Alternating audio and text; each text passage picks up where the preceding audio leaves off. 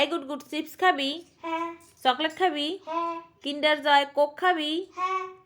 দাও না প্লিজ। আহা হা দিচ্ছি, দাঁড়া। তোর আগে তোর মায়ের পিঠে ছাল তোলা দরকার। ভালো জিনিস তো মুখে রোচে না। নমস্কার এভরিওয়ান।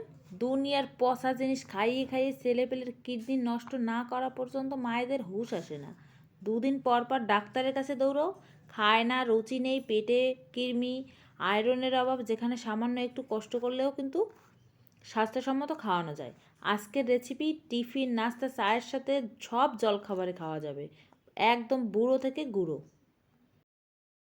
একটা আপেল খুব সুন্দর করে টুকরো টুকরো করে কেটে নিচ্ছি। এবার তিনটে পাউরুটি এভাবে চারোপাশটা একটু কেটে নিচ্ছি। এই দেখো, মানুষ অনুযায়ী হচ্ছে টিফিনটা তৈরি করবে। এবার বেলন দিয়ে একটু ভালো করে এভাবে রুটি বেলার মতো একটু চেপে চেপে নিচ্ছি। একদম দেখো পাতলা হয়ে গেছে, দেখেছো? এই দেখো, এবার একটু ওই আশেপাশে একটু বেরিয়ে গেছে, তার জন্য একটু সমান করে কেটে নিচ্ছি।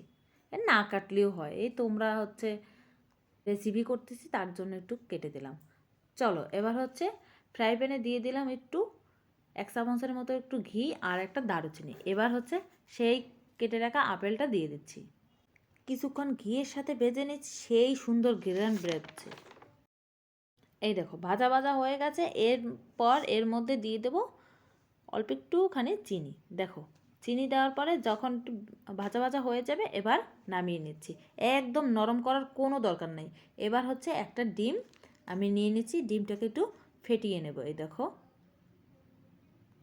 এবার নিয়ে নিচ্ছি ওই পাউরুটিটা যেটা আমি হচ্ছে বেলনের সাহায্যে একেবারে আষ্টে পিষ্টে নিয়েছিলাম। এবার দিয়ে দিলাম কেটে রাখা ভেজে রাখা সেই আপেলটা।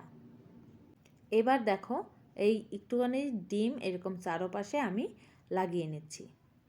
দেখো, আমার যেহেতু ব্রাশ নেই যার জন্য এইভাবে দিয়ে দিচ্ছি।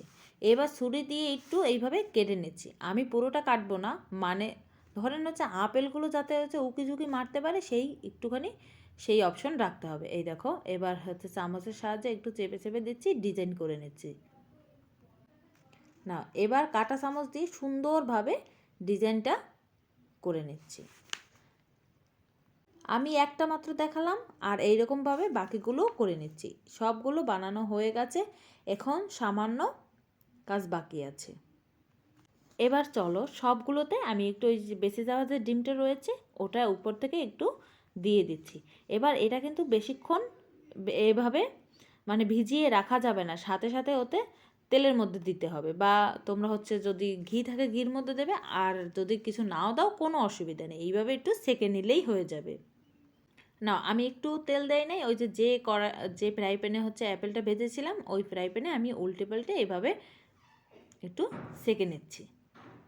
দেখুন তো এপিট উপিট করে কি সুন্দর করে লাল লাল ভাজা ভাজা ভাব হয়ে গেছে।